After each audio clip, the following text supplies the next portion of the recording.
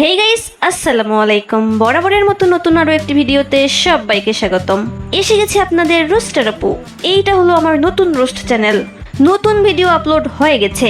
ওলে খোকা, ঝটপট দেখে আসুন ধামাকা। ডিসক্রিপশন বক্সে ভিডিওর লিংক দিয়ে দিয়েছি।